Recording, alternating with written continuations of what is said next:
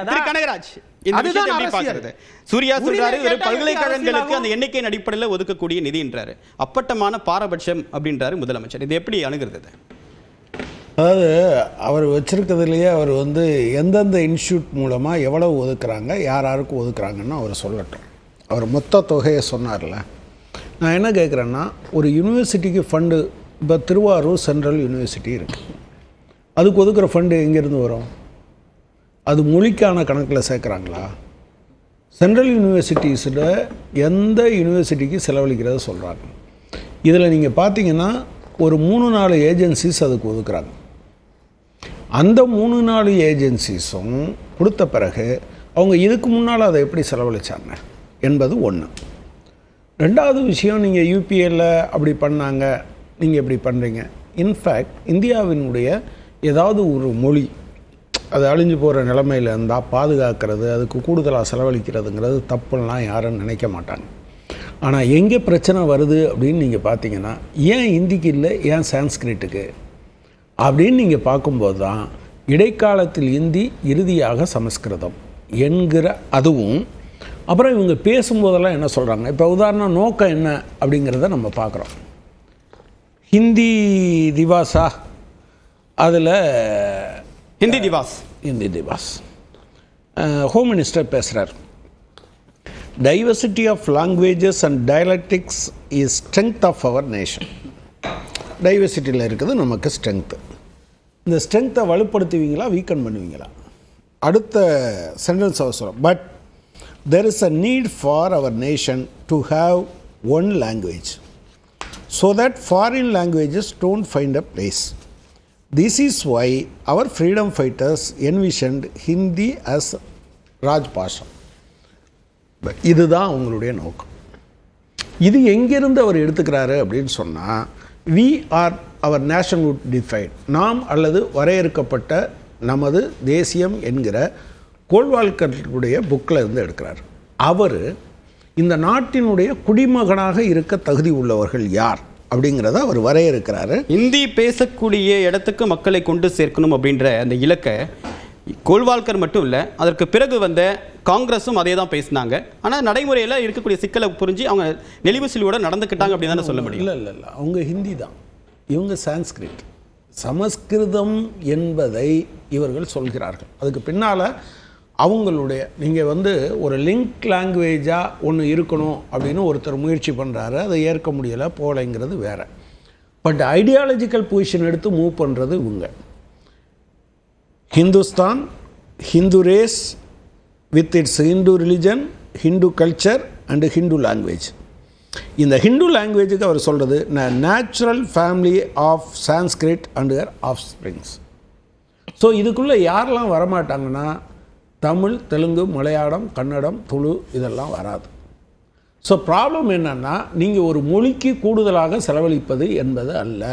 உங்களுடைய ஐடியாலஜிக்கல் பொசிஷனில் இருந்து இதர மொழிகளை அழிப்பதற்காகவும் இது ஒன்றை மட்டும் நிறைவேற்றுவதற்காகவும் செய்கிறீர்கள் என்பதிலிருந்து தான் இது கேள்வி இருக்குது. 2 பேர் கையில் கத்தி இருந்தால், ஒரு கொலகாரன் கையில் கத்தி இருக்கிறதுக்கும் ஒரு டாக்டர் கையில் கத்தி இருக்கிறதுக்கும் ரெண்டையும் பார்த்து எதை பார்த்து பயப்படுவாங்க? சமஸ்கிருதத்திற்கு ஒதுக்கப்படக்கூடிய நிதி அப்படின்றது மற்ற மொழிகளுடைய அழிவுக்கு வழிவகுன்னு எப்படி சொல்கிறீங்க நீங்கள்? அதைத்தான் இதைத்தான் சொன்னேன்.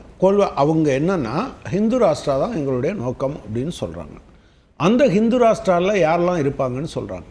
அதில் அவங்க வைக்கிறதுல இந்த அவங்க சொல்கிறது ஹிந்து லாங்குவேஜ் அப்படிங்கிற வார்த்தை பயன்படுத்துகிறார். அதுக்கு ப்ராக்கெட்டில் அவர் சொல்கிறது the natural family of Sanskrit and its of ஸ்ப்ரிங்னு சொல்கிறார். அதிலிருந்து தான் அந்த பிரச்சனை வருது. அப்புறம் அதுக்கு பின்னால் இவர் சொல்கிறார், நமக்கு பல மொழிகள் இருக்குது, பல வரிவடிவங்கள் இருக்குது, அது நம்முடைய பலம் என்று சொல்லிட்டு, ஆனால் ஒரே ஒரு மொழி தான் நமக்கு தேவை, ஏன்னா ஃபாரின் லாங்குவேஜ் ஏதாவது வந்துடும்னு சொல்கிறார். இவங்க எப்போதுமே அப்படி தான் சொல்லுவாங்க. ஸோ அங்கேருந்து நீங்கள் இதை எடுத்துகிட்டு கோல்வால்கர், அடுத்து அமித்ஷா, அதுக்கடுத்து நீங்கள் இப்போ ஃபண்டு ஒதுக்குற விஷயம், இது 3ஐயும் இணைச்சி பார்க்கலைன்னா நீங்கள் தவறு செய்வீர்கள்.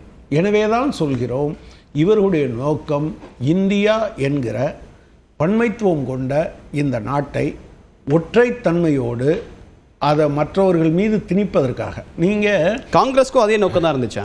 எது காங்கிரஸ் காலத்தில் சொல்கிறேன், அவங்க லிங்குவல் லாங்குவேஜ்னு சொன்னாங்க. நாங்கள் இப்போ சிபிஎம் என்ன சொல்லிச்சு, லிங்க் லாங்குவேஜ் ஒரு இணைப்பு மொழி என்பதை மக்கள் தங்களுடைய வாழ்க்கையின் மூலமாக அவர்கள் தேர்ந்தெடுத்துக் கொள்வார்கள்.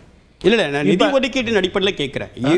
பாஜக ஆட்சி காலத்தில் சமஸ்கிருதத்திற்கு நிதி ஒதுக்கீடு அப்படின்றது ஒரு ஐடியாலஜிக்கல் நோக்கி நகர்றாங்க. காங்கிரஸ் காலத்துல சமஸ்கிருதத்திற்கு நிதி ஒதுக்கீடு அப்படின்றது அது லிங்க் லாங்குவேஜை நோக்கி போகக்கூடிய விஷயம். சான்ஸ்கிரிட்டுக்கு நிதி ஒதுக்கவே கூடாதுன்னு சொல்லல. ஆனால் ரெண்டு பேருடைய நோக்கமும் டோட்டலாக டிஃப்ரெண்ட். அந்த பிரச்சனையில் இருந்து தான் நாம் இப்போ நீங்கள் காங்கிரஸ் காலத்திலையும் மாநில உரிமைகள் பாதிக்கப்பட்டது, போராடி இருக்கோம். இது நீண்ட காலம் நடந்துக்கிட்டே இருக்கு. இந்திய ஒன்றியம் தோன்றிய காலத்திலேருந்து அதில் டீவியேஷன் இருந்தது. பட் இவங்களை பொறுத்தளவில் என்னன்னா, இந்தியாவில் யூனிட்டரி ஸ்டேட் தான் இருக்க முடியும், நீங்கள் மொழிவாரி மாநிலங்கள் இருக்கக்கூடாது. மாநிலங்கள் என்பது நிர்வாக நடைமுறைக்காக இருக்கணுமே தவிர, அதாவது 50 லட்சம் பேர் இருந்தால் மாநிலத்தை உருவாக்கலாம், 3 கோடி பேர் அதிகபட்சம் இருக்கலாம், அதில் பல்வேறு மொழிகள் பேசுகிற மக்கள் இருக்கணுமே தவிர ஒரே மொழி பேசுகிற மக்கள் இருக்கணும். இப்படி டிஃபைன் பண்ண போது தான் உங்களுடைய நோக்கத்தை நான் கொஸ்டின் பண்ணுறேன். அதர்வைஸ் அது பிரச்சனை கிடையாது. ஒரு மொழிக்கு கூடுதலாக உதவி செய்கிறது. இப்போ உதாரணமாக நீங்கள் ஒரு அழிந்து வரும் ஒரு பறவை இனம், அழிந்து வரும் விலங்கினம், இது கொடுக்குறதெல்லாம் பிரச்சனை. சரி, இதர விலங்கினங்களையெல்லாம் அழிக்கிற தன்மையோடு நோக்கத்தோடு நீங்கள் ஒரு விலங்கினத்தை உருவாக்கினீர்கள் என்றால் அங்கே கேள்வி வரும். சார் அதுதான் பிரச்சனை. முதல் சுற்று கருத்தை எடுத்துக்கிறேன். திரும்பி காயத்ரி ராமசுப்ரமணியன் சார் அடுத்து தான் உங்ககிட்ட வரேன். அதுக்கு முன்னதாக காயத்ரி கிட்ட கருத்தை கேட்டுறேன். திரும்பி காயத்ரி, இப்போ தமிழ் மீது ஒவ்வொரு மேடையிலும் மிக பழமையான மொழி அன்று தமிழ்நாடு வரக்கூடிய பிரதமர் நரேந்திர மோடி தமிழை உயர்த்தி பிடித்து பேசுகிறார். பொது மேடைகளில் சர்வதேச மேடைகள்லையும் பேசுகிறாரு. ஆனால் நிதி ஒதுக்குறதுல காங்கிரஸ் என்ன அணுகுமுறையை கையாண்டதோ அதே அணுகுமுறை, அதே பாரபட்சம் பாஜக காட்டக்கூடியது ஒரு போலி வேஷம் அப்படின்னு தமிழ்நாடு முதலமைச்சர் விமர்சிக்கிறார். இது சமஸ்கிருதத்திற்கு ஒதுக்கக்கூடிய நிதியை எப்படி புரிந்து கொள்வது? இந்த விமர்சனம் சரிதானா? எப்பொழுதெல்லாம் தமிழகத்தில் தமிழக அரசை நோக்கி கல்வி பற்றி கேள்வி எழுகிறதோ அப்பொழுதெல்லாம் ரொம்ப அழகாக மடைமாற்றுகிற யுக்தியை தொடர்ந்து இந்த அரசு செஞ்சுக்கிட்டு இருக்குது. கடந்த 10 நாளைக்குள்ளார 3 ரிப்போர்ட் தமிழக கல்வி குறித்து வந்திருக்குது. அதுல ஒண்ணு QS வேர்ல்டு ரேங்கிங். அதுல ஒரே ஒரு பல்கலைக்கழகம், தமிழகத்தில் உள்ள அரசு பல்கலைக்கழகம் அண்ணா யூனிவர்சிட்டி 389வது ரேங்க்ல இருந்து 465க்கு போயிருக்குது. அதே தமிழகத்தில் இருக்கக்கூடிய பிரைவேட் யூனிவர்சிட்டிஸ் 3 யூனிவர்சிட்டியில 2 யூனிவர்சிட்டி அதே இடத்தை தக்க வைத்துக் கொண்டிருக்கிறது. ஒரு யூனிவர்சிட்டி 100 இடம் முன்னேறி இருக்கிறது. அந்த 3ம் தேசிய கல்விக் கொள்கையை ஏற்றுக்கொண்ட பல்கலைக்கழகங்கள். அதே போல அதற்கு அடுத்தது கடந்த வாரம் ஒண்ணு வருது. அந்த 10 நாள்ல அடுத்தது ஒரு ரிப்போர்ட் வருது. ரிப்போர்ட்டை பத்தி தமிழ்நாடு மையப்படுத்தி சொன்னீங்க. பிற மாநிலங்கள்ல இருக்கக்கூடிய பல்கலைக்கழகங்கள் எத்தனை இடம் பிடித்திருக்கு, அதனுடைய பட்டியலும் புள்ளி விவரத்தையும் சொல்லிடுங்க. கண்டிப்பாக 54 பல்கலை விவாதம் இல்ல, இருந்தாலும் நீங்க சுட்டி காட்டினாலும் அதையும் கேட்டுறேன் நான். இல்ல கண்டிப்பா நீங்க கேட்கறதுக்கு உங்களுக்கு எல்லா உரிமையும் இருக்குது. அந்த தரவுகளும் என்கிட்ட இருக்கு.